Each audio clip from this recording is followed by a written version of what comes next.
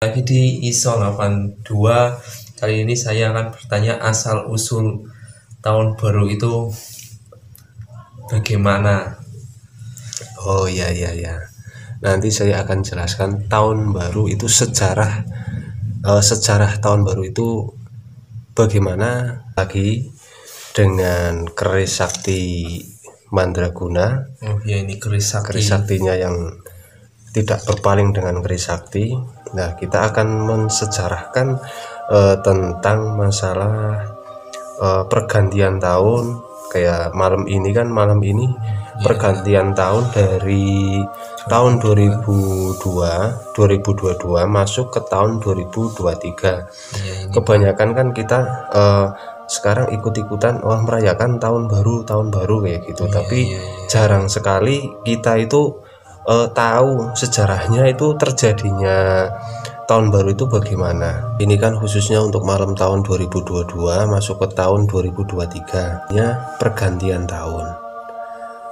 Kalau menurut Faisal Ismail dalam buku Sejarah dan Kebudayaan Islam periode klasik 2017, perayaan tahun baru pertama kali tercatat sejak sekitar 4000 tahun yang lalu itu, atau sejak 2000 tahun sebelum Masehi itu. Nah, tahun sebelum Masehi tujuan perayaan tahun baru dalam rangka menghormati kedatangan tahun baru dilakukan oleh Babylonia itu. Babylonia. Nah, oleh bangsa Babel yang disebut itu bangsa Babel. Yang disebut bangsa Babel ini kan dilakukan mengikuti penanggalan pada bulan pertama vernal Aquinox itu namanya. Aquinox, perpotongan lingkaran ekuador dan ekliptikal itu namanya. Kurang paham juga sih Mbah, tapi ya kita pahamin aja lah. Pada saat itu tahun baru dirayakan pada pertengahan bulan Maret saat itu, karena pada masa itu adalah pergantian musim. Nah, pergantian musim. Perayaan tahun baru oleh bangsa Babylonia kala itu diselenggarakan dengan berbagai macam ritual. Kayak sekarang mungkin bakar-bakaran atau gimana. Tapi zaman Babel itu, nah itu ritual pakai ritual juga zaman dahulu. Mereka itu menggelar perayaan tersebut dengan festival keagamaan besar-besaran. Berarti ritualnya itu sampai 11 hari itu. Lama juga. Kalau sekarang kan cuma 1 malam. Kalau dulu itu sampai 11 hari ritual itu keagamaan. Bangsa Babel. Bagi bangsa Babel, perayaan tahun baru dianggap sebagai kemenangan dewa langit melawan dewi laut yang jahat. Kayak gitu. Itu sejarahnya. Selama perayaan tersebut, Raja Babylonia menerima mahkota baru sebagai simbol pembaharuan mandat dari sang ilahi, kalau sekarang ya, kalau orang Islam ya Gusti Allahnya lah. Itu perayaan tahun baru ditetapkan pada 1 Januari dan Februarius. Kalau sekarang bilangnya ya Januari sama Februari. Kalau itu kan dulu namanya Januarius, Februarius. Selanjutnya Julius Caesar berkonsultasi, ngomong-ngomong dan ahlinya astronomi dan matematika untuk menyempurnakan penanggalan Masehi tersebut. Nah, pesta-pesta, makan-makan itu terlibat sampai sekarang ya, Pak. Sampai sekarang juga pada pesta, nyate-nyate, masak-masak, bakaran itu kan sambil ngerokok. Hingga pertunjukan kembang api ya sekarang. Pertunjukan apa itu, ada dangdut, orkes, samproan, banyak ya, bangilunan. Banyak sekali. Bangilunan masuk, ada dangdutan, koplo dan lain sebagainya untuk memeriahkan malam pergantian tahun. Perayaan tahun baru menjadi salah satu tradisi di negara barat. Itu tradisi negara barat ya, tahun baru. Masing-masing negara bahkan memiliki keunikan tersendiri dalam merayakan pergantian tahun. Seperti di Spanyol, beberapa negara berbahasa Spanyol lainnya, masyarakatnya itu merayakan tahun baru dengan memakan selusin buah anggur. Selusin buah anggur itu kalau bener-bener buah anggur tersebut itu melambangkan harapan dalam untuk 1 tahun ke depan itu. Khususnya untuk negara Kuba, Australia, Hungaria, ada Portugal juga. Mereka dalam pergantian malam tahun baru itu sukanya menyantap daging babi. Daging babi itu termasuk melambangkan suatu kemajuan dan kemakmuran untuk negara-negara itu.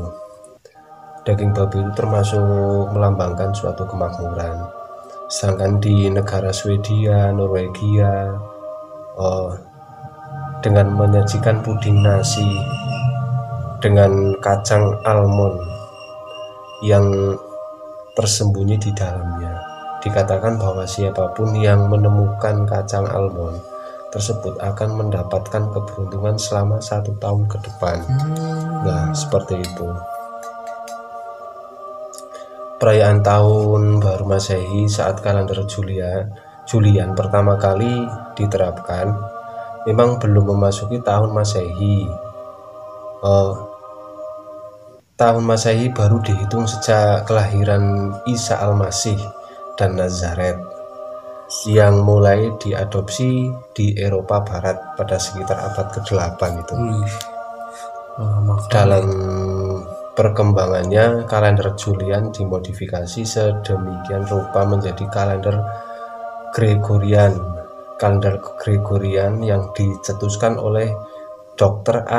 Aloysius Lilius disetujui pemimpin tertinggi umat Katolik di Vatikan. Seperti itu terjadinya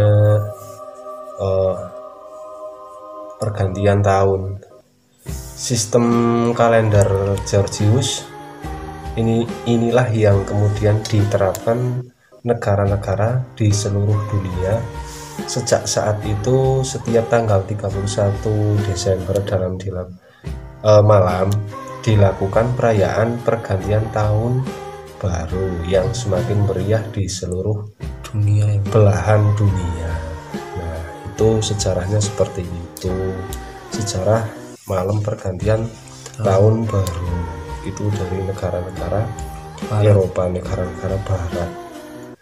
Nah, untuk negara Muslim mungkin belum tahu juga sejarahnya bagaimana, tapi kita termasuk mengikuti ajaran-ajaran Barat juga, Eropa juga, dengan tradisi kalau di sana itu makan daging babi.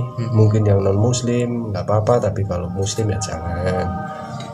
Biasa terwelu, foto boleh lah, ikan yang di kali nggak masalah. Itu seperti itu yang sudah dihalalkan, yang dihalalkan oleh agama. Tapi pada intinya semoga malam pergantian tahun baru menjadi tambah keimanan kita yang jelas, tambah keimanan, tambah keyakinan kita kepada yang di atas, tambah rezeki, sehat, dan dijauhkan dari segala musibah, mara bahaya, bencana ataupun balak. Kita boleh bersenang-senang, tapi jangan lupa tetap pakai rem, ada batas kendali biar tetap aman. Soalnya untuk sekarang bencana sudah di mana-mana, angin yang tahu-tahu enggak gede kan kayak gitu, bisa meluluh lantakkan semua yang dilewati, atau gempa bumi, banyak sekali tragedi-tragedi yang membahayakan. Nah, kita minta kepada yang di atas, khususnya untuk umat muslim, kepada Allah Ta'ala.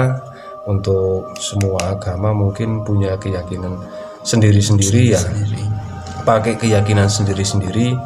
Semoga kita dibebaskan dari segala musibah. Ya, bisa bertemu lagi dengan saya sama Bang Iso, Le Iso. Semoga konten ini juga bermanfaat, bisa diambil manfaatnya. Jika enggak, ini cuma sekedar konten. Semoga saja bermanfaat lah.